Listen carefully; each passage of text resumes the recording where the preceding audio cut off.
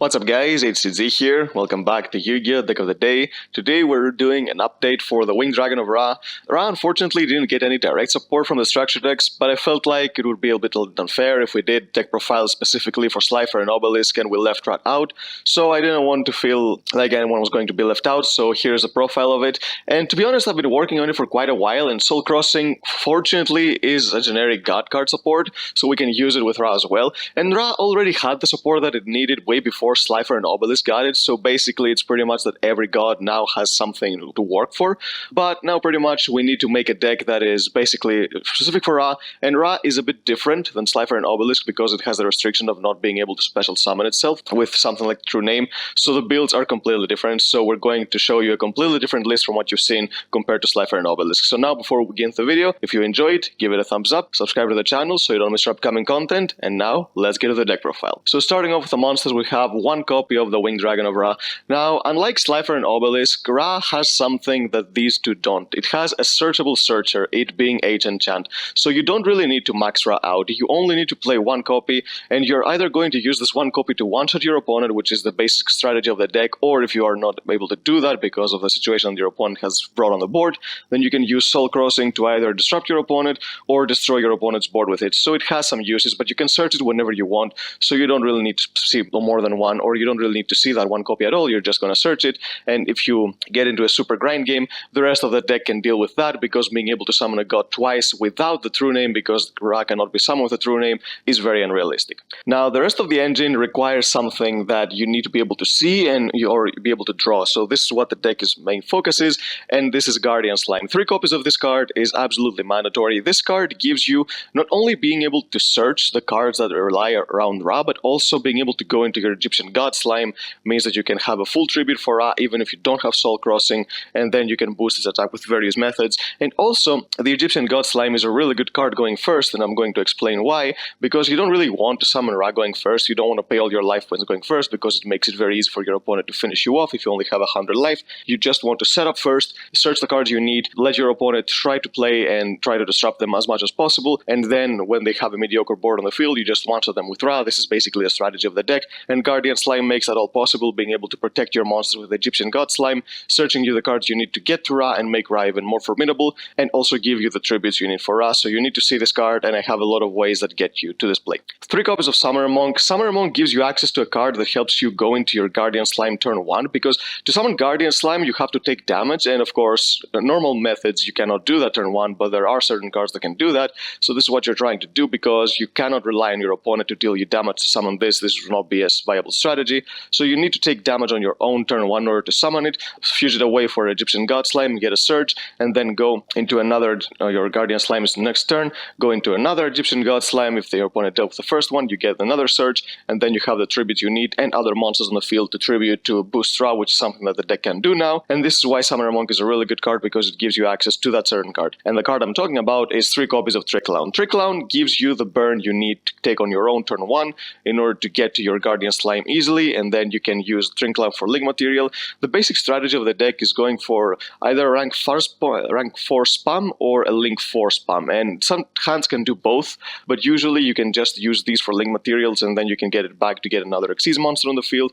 And there are 2 certain Xyz monsters that help the strategy very, very well. I'm going to get to that in a little bit when I get to the extra deck, but these cards give you all the consistency you need and the way to get to your Guardian Slime turn 1. I do play some level 4 extenders, play 2 copies of Tennis Spirit Stana, 2 copies of Madolce Petting Chessoir, and 2 copies of Dynatherium.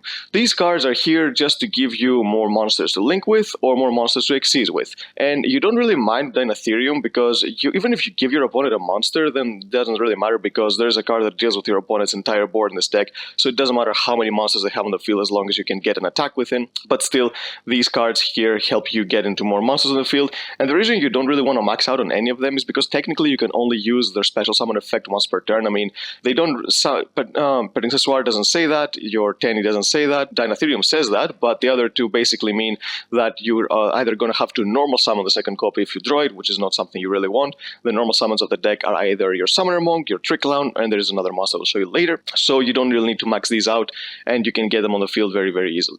The next card is 1 copy of Gilgarth. Now, you can probably guess that I'm playing Unexpected Die because I've talked about rank 4 engine, and the reason I play Gilgarth is because Marek used it, and I thought it was going to be the most fitting Winged card to play if I was going to play Unexpected Die, just to make the deck a little bit more anime-like and a little bit more fun to play, because getting more cards out of the Marik's rulebook in order to play them in the deck makes the deck way more fitting and way more fun. One copy of Mask Chameleon. This card is really good just because it can bring back your Guardian Slime. This is how you get to your second copy, because having to draw 2 would not be that reliable, but getting this card, which is searchable through King of the Feral Limbs, which is why I said there are certain rank 4 monsters that help with the strategy very much, so you can use this card after searching it, and during the next turn you can normal summon it, you bring back your Guardian Slime, go into your Egyptian God Slime, and then you can get another search, and you can also summon your Ra very easily by having 3 tributes, so this card is really mandatory for the deck. Now I do play one more engine which helps you go more into the link spam deck of the spam aspect of the deck. It doesn't help with rank 4s because they're not level 4 monsters, but they do help a lot, and that's the 3 copies of Other Plant Orphrey Scorpio and 1 copy of Darling Tonya Cobra. These cards give you instant fusion, which give you another monster to go into your rank 4s or to go into your link plays. Also, being able to get 2 monsters on the field means that you can get into Appaloosa and your Scaldred very easily, and Scaldred is mandatory because if you don't open your Guardian Slime turn 1, you can't really do much aside from going into Appaloosa Pass, but you really need to get access to that Guardian Slime in order to search your Ancient Chant, in order to search your Blaze Cannon, so you can go into your Ra TK play. So you need to go into Scaldred to be able to draw those cards, and another monster that can help you do that is another rank 4, which is Dugares, which is you try to do that turn 1, so you don't really mind if you skip your next draw phase, you just draw 2 during that turn. So you're trying to go through your deck as fast as possible to go into your Guardian Slime. Something else you can even incorporate in this particular deck is Dangers, which can actually help because you do want to draw more cards, but I felt like there are certain cards that I want to keep in my hand, and I didn't really want to be able to go into a riskier play to help to draw cards that could end up backfiring. So I think the deck has enough draw power with just Scaldred and Dugares, because you're searching for a 3-off, it's not like you're searching for a 1-off, so you're going to see it eventually. 3 copies of Lawnfire Blossom, of course, to make the Predaplant Dance more consistent. Now for the spells, we have 1 of each of the spells that you need to be searching with your Guardian Slime. You're going to search twice with Guardian Slime because of Mask Chameleon, and this is why you only need to play 1 copy of each. And the first one is Ancient Chant, which helps you go into your Ra. It searches your Ra, it gives you an extra normal summon for Ra. This card is just really good, and it's a reason you don't really need to max out Ra, unlike Slifer and Obelisk decks. And we also play 1 copy of Blaze Cannon. Blaze Cannon is very similar to Thunder Force Attack and Fist of Fate that just got released for Slifer and Obelisk, but it was just released in Rage of Ra way before. And what this card does is that it helps you make your Ra one-shot much more consistent. So first of all, it's a card that your opponent cannot respond to, just like Thunder Force Attack and Fist of Fate.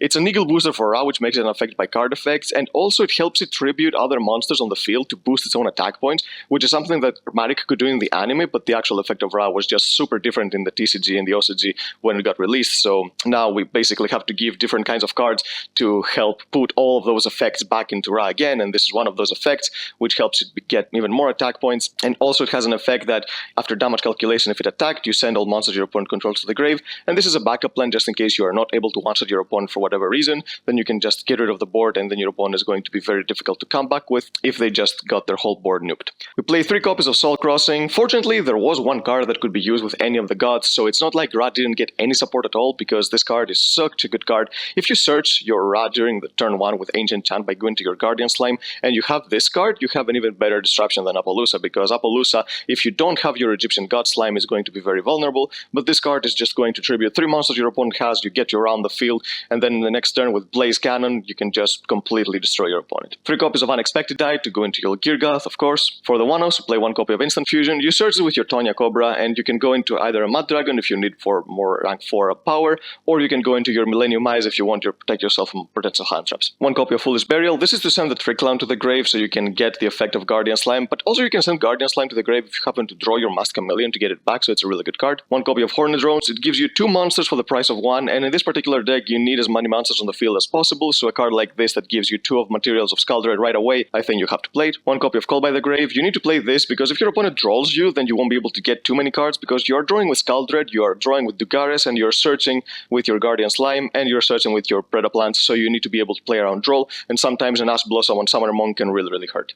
And 3 copies of Shade Brigandine, which is another card that helps you go into your rank 4 plays, which is a really good card, and I think it's a card that you need to max out compared to the other cards, because usually the other cards you want to be going to them first, so if you're having like your Tenny or your Petting Tessoir, you have to summon them first before you meet the restrictions that you won't be able to summon them later, but this card you can summon it whenever you want, so I think this is a card that you need to max out. For the extra deck, we have 2 copies of Egyptian God Slime. You don't need to max this out. The main strategy is to basically get this on the field with an Appaloosa, and this is important because this card is a magnet for all attacks, So even if your Appaloosa has like 3 materials, you don't really care because you can just use all 3 effects without needing to worry, because your opponent is not going to be able to run her over. So this card protects your Appaloosa, and it also gives you access to all your spells by sending your Guardian Slime to the grave, and acts as 3 tributes for your Ra, so you can get it very easily even if you don't have something like a Soul Crossing, or if you can't get a 3rd monster on the field. So this card is really, really good. For the rest of the fusions, we play, of course, 1 copy of Mad Dragon and 1 copy of Millennium Eyes. Depending on what you need, you're just going to go for one or the other. With your instant fusion, you can start with your Predaplants. We do play a lot of Xyz monsters because, worst case scenario, if you don't have the most optimal hand and if you cannot see your Guardian Slime, you can just play rank 4 Turbo. So the first 2 cards are mainly part of the engine. We have King of the Feral Imps, which searches you your Masked Chameleon, which will help you get into your 2nd Guardian Slime from the grave, and then you can go into Egyptian God Slime again. 1 Dugares, which can do either 2 things. First of all, you usually use it for the effect to draw cards, but if you already have your Guardian Slime and you don't really need to draw more cards, you can get back other cards from the grave. This helps you use Summoner Monk twice in a turn, because Summoner Monk is a soft once per turn, so if you detach and you bring it back and you have another spell in your hand that you don't really want, maybe more copies of Unexpected Die, which is another reason why I max Unexpected Die, even though you can technically use it once per turn and once per duel because you only have 1 Gilgarth. It's a spell card for Summoner Monk, so you can discard it, and you need to play as many spell cards as possible in any deck that you're playing Summoner Monk to make Summoner Monk more consistent, and Dugares helps you use it twice per turn. And the rest of the rank 4s are generic cards that can be used in a grind game, so we have 1 copy of Redoer. Redoer is really good because you do play Shed Brigandine, so you can use it for its disruption effect right away without relying on your opponent. 1 copy of Tornado Dragon, 1 copy of Baguska, and 1 copy of Dweller. All these cards have generic interruptions against certain decks, so you need to play them because you're playing a rank 4 deck, because you never know in what kind of scenario you're going to end up with. For the Link monsters, we have 1 copy of Kagari because we play Hornet Drones. You need to be able to get as many monsters on the field as possible, because usually after you go for your Scaldred, you want to try to get as many monsters on the field as possible again to go into your Appaloosa and your Egyptian God Slime, which is not very difficult to do in this deck because you have so many cards. Basically, your entire deck, aside from cards like the Ra-related cards and the God-related cards, can get more monsters on the field, so it's not very difficult to do. Play Nightmare Phoenix and Nightmare Unicorn. Of course, we need to get some removal in case you go second. Try to bait your opponent's negates. Add 1 copy of Scaldred and 1 copy of Appaloosa. These cards are important because the one gets you to your Guardian Slime and the other protects you for the next turn until you can actually OTK your opponent, because you need to wait a turn so your opponent has something on the field, or you can attack with Ra. So you need to be able to make sure that your opponent doesn't make an unbreakable board that you're not going to be able to play through, so you can one-shot your opponent with Ra. Yep, that's the deck, guys. Ra, I think, is one of the most favorite decks. To be honest, I think any of the gods has its fan base, and that's why I tried to include all of them in one deck and make decks for each one specifically, because I know that there are a lot of fans that prefer playing only one of them, other fans prefer playing all 3 of them, so I try to cover everyone and make everyone happy. And to be honest, I think this deck is probably the most spicy out of the ones that I've made, because it just makes the Ra deck more of a strategy that relies fully on Ra, even though it doesn't have too many Ra cards, but you feel like you're playing only a Ra type of deck, while the other decks, unfortunately, Slifer and Obelisk, have to be used more like engines that help you complement another strategy, while also playing that other strategy more to an extent. But this deck actually feels like you're aiming for just OTKing with Ra, and this is why I think this deck is so cool. So yep, that's the deck, guys. If you enjoyed it, give it a thumbs up, subscribe to the channel if you don't want to miss our upcoming content, and we'll see you next time.